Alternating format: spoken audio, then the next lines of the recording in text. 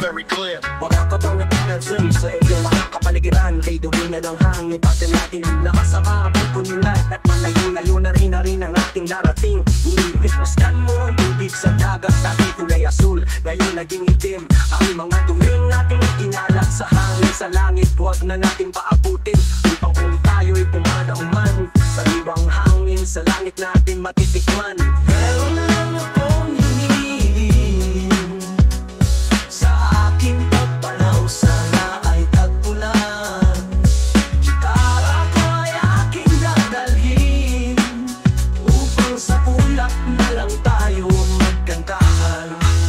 Ang mga bata ngayon lang isinilang, may hangin pa kayang matitikman. May mga puno pa kaya silang aagatin, may mga ilog pa kayang lalanguyan.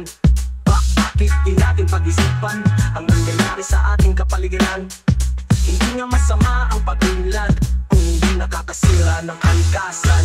Darating ang panahon, mga ibong gala ay wala nang madarapuan. Masdan mo ang mga pulong dati ay kay tatak, ngayon namamatay dahil sa ating kalokohan. Lahat ng bagay na narito sa lupa, biyayang galing sa Diyos kahit ngiti wala pa. Ingatan natin at huwag nang sirain pa, pagkat pagkat yung binawi tayo'y mawawala na. Meron lang akong hinihiling sa aking pagpalaw, sana ay tagpulan. Gitara ko ay aking dadalhin upang sa ulap na lang tayo magkantahan.